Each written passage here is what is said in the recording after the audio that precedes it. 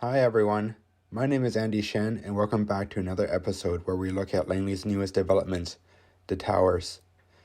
If you haven't watched the last episode where I give you an overview of the project as well as go over information from the public information session, make sure you go watch it first.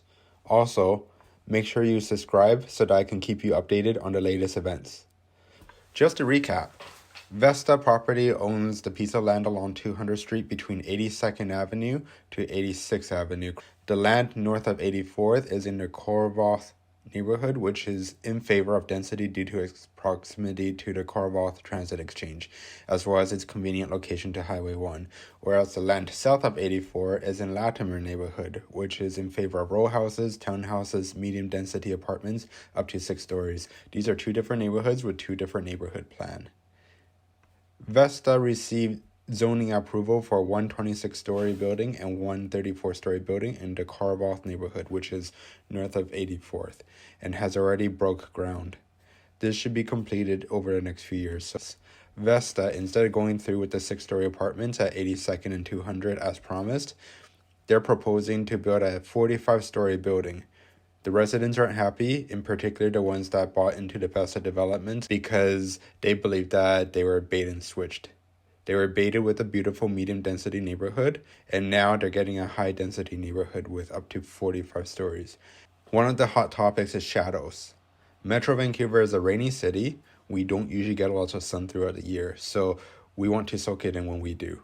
For a tall building at 185 meters, which they claim at the information session, you can be sure that this building will keep parts of the community in the shadows throughout the day. At the information session, we were shown 9 shadow renderings, one at 10 a.m., one at noon, and one at 2 p.m. As we all know, these time slots are convenient for Vesta because the sun is directly above the building. Thanks to high school mathematics and modern technology, we're now able easily to do our own research and calculate where the shadow is going to be at select times throughout the year. We know that the Earth revolves around the sun, and depending on the time of the year and time of the day, there are different angles which the sun shines. Using the dates identified by Vesta, so spring equinox, summer solstice, and autumn equinox, we are able to create models before 10 a.m. and after 2 p.m. to see which communities are affected. If we look at the model at spring equinox in March, which according to them is March 20th, the building casts a shadow onto 82nd and 198th, crossing 200th Street at noon, casting a shadow on Latimer Village, and subsequently casting a shadow on the Chelsea townhouses, and then Latimer Heights townhouses, and then crossing the street into Kensington Lofts, and then the row houses between 82nd B and 82nd on 202. Now, if we switch over to summer solstice in June, the sun actually starts south of 82nd Avenue and goes as far up as 198 block, before making its way up to 82nd and 198, and then goes along the northern property line of 82nd Avenue, then casting a shadow on the park, and then casting a shadow at the planned school, and then going to 82nd and 202, going as far south of Skylark, which is at 80th and 202.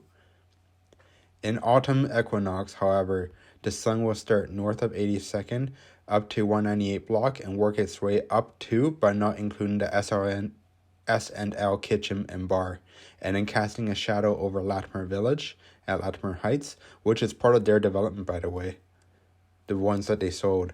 And then it casts a shadow on Chelsea, Latimer Heights, and then Kensington Loft, and then the row houses between 82nd B and 82nd on 202. In summary, Vesta at their presentation didn't illustrate the effect that the 45-story tower would have on a community. So far, no public hearing in front of Township Council has been scheduled. I know for sure that there's going to be an uproar when it goes in front of Council. I don't know if it's going to be before the election or after the election. Based on my discussions with neighbors in the area, I don't believe anybody's against development and apartments. They have an issue with the deceptive marketing practices to market these buildings, an issue with the neighborhood plan not being followed. Most of the individuals moved into this community have done their research or had their realtors do the research, and they love this community. It's a community that they want to grow and build a family in. This is a community that they moved in knowing that there's a density among row houses, townhouses, and apartments up to 6 stories. Now, this area is not as advertised to them. I hope you enjoyed this video. If you enjoyed this video, please like and share and get the message out. Most importantly, subscribe to this channel so that I can keep you up to date when there's new information that comes out or when I have new research.